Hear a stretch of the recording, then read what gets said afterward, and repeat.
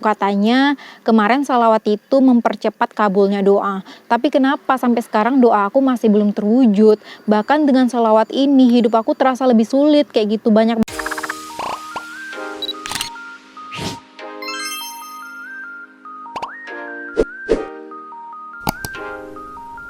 Hai semuanya, Assalamualaikum warahmatullahi wabarakatuh. Welcome back to my channel. Yap, di video kali ini aku akan sharing lagi ke kalian, yaitu tentang alasan mengapa doa kita masih belum terwujud walaupun kita sudah bersolawatan. Nah, alasannya aku bikin video ini adalah karena memang banyak banget pertanyaan seputar itu yang menanyakan kenapa doanya masih belum terwujud walaupun dia udah bersolawat. Bahkan ada juga sampai yang menyalahkan solawat. Katanya kemarin solawat itu mempercepat kabulnya doa. Tapi kenapa sampai sekarang doa aku masih belum terwujud? Bahkan dengan solawat ini hidup aku terasa lebih sulit. Banyak banget cobaan yang datang ke hidup aku.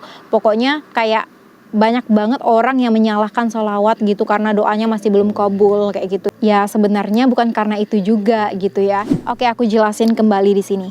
Jadi memang setiap orang itu, setiap manusia yang hidup di dunia ini itu pasti akan mengalami suatu cobaan atau ujian gitu.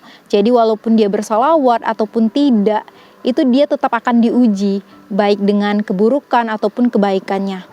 Nah, misalnya dari segi kebaikan, ketika seseorang itu selalu merasa beruntung atas keberlimpahan hidupnya, maka ia akan tetap diuji. Apakah dengan keberlimpahan itu ia akan tetap bersyukur kepada Allah dan bersolawat, atau bahkan sebaliknya ia akan menjadi orang sombong, egois, ataupun angkuh kayak gitu. Jadi ketika kita berada di titik kebahagiaan pun kita akan tetap diuji seperti itu. Ketika kita tidak bersyukur akan hal itu, ketika kita merasa kayak sombong gitu kan, lupa diri kita gitu, maka kita akan cepat banget jatuhnya, karena seperti yang kita tahu bahwa dunia ini itu berputar, ada masanya.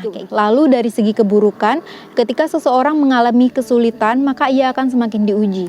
Diuji dengan apakah dengan kesulitannya itu ia akan tetap berbuat baik, tetap mengingat Allah dan bersabar menghadapi sesuatu yang ia alami saat ini atau tidak gitu.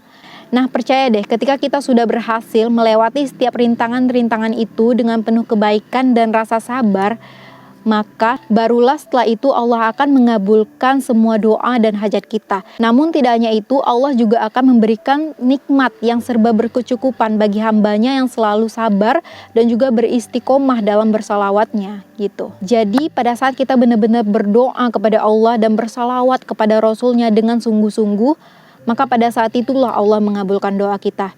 Dan Allah pasti akan mengabulkan doa itu. Dan pernyataan itu sudah terdapat dalam Al-Quran surah Al-Mu'min ayat 60. Dan Tuhanmu berfirman, berdoalah kepadaku, niscaya akan aku perkenankan bagimu. Sesungguhnya orang-orang yang menyombongkan diri dari menyembahku akan masuk neraka jahanam dalam keadaan inadinah. Oke, jadi gimana? Setelah mendengar pernyataan itu, apakah kita masih menyalahkan sholawat karena doa kita masih belum terwujud karena sholawat? Atau bahkan masih menyalahkan sholawat karena sholawat kita mendapatkan banyak kesulitan gitu? Ya tentu tidak ya, karena memang setiap ujian itu selalu akan ada dalam kehidupan seseorang.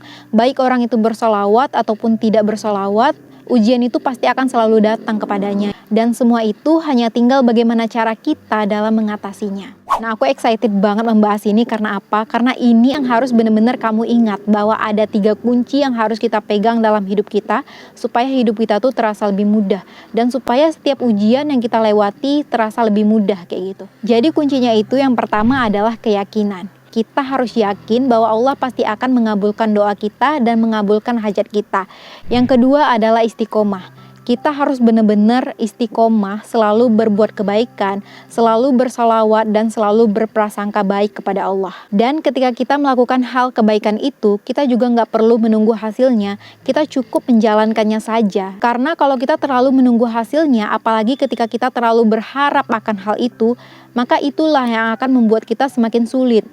Merasa seolah-olah apa yang kita lakukan itu sia-sia dan nggak ada hasilnya gitu. Jadi memang semua itu kita jalankan aja sebagaimana mestinya, jangan ditunggu-tunggu hasilnya. Karena ketika sesuatu yang penuh pengharapan, sesuatu yang benar-benar kita tunggu itu, itulah yang akan menghambat semuanya itu sesuatu yang penuh pengharapan itu malah yang nggak bakal dapat ke kita.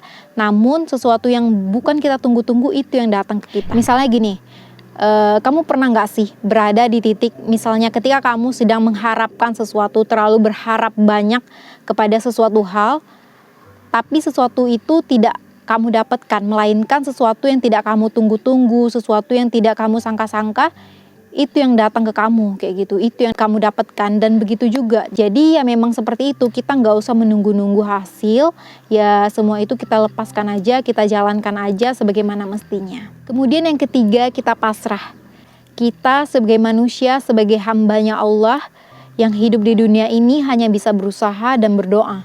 Untuk hasilnya kita lepaskan aja semuanya, kita pasrahkan aja semuanya kepada Allah, karena Allah tahu yang terbaik untuk hambanya gitu. Dan sungguh ketika kita sudah benar-benar pasrah, maka pada saat itulah pertolongan Allah datang kepada kita. Oke, jadi ketika kita sudah menggenggam ketiga hal itu, maka insya Allah hidup kita akan terasa lebih mudah. Setiap ujian yang kita lewati itu akan terasa lebih mudah, dan doa kita juga akan diijabah oleh Allah secepatnya. Namun terkadang Allah itu mengabulkan doa kita dalam bentuk yang berbeda tanpa kita sadari.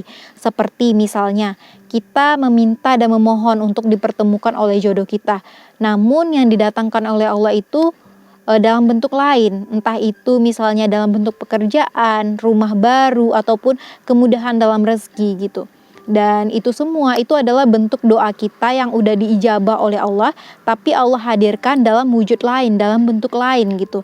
Seolah Allah berkata seperti ini, sabar dulu ya, jodohnya nanti dulu. Sekarang kamu kerja dulu, fokus dulu untuk kerja dan nikmati rumah baru kamu dengan kemudahan rezeki yang aku berikan gitu.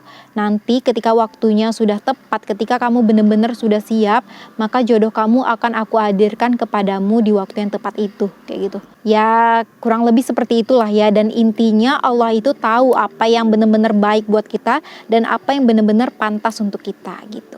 Dan yap, mungkin aku rasa segitu aja videonya dari aku hari ini. Semoga bermanfaat, jangan lupa di like, comment, dan subscribe. Thanks for watching and see you next video, bye-bye.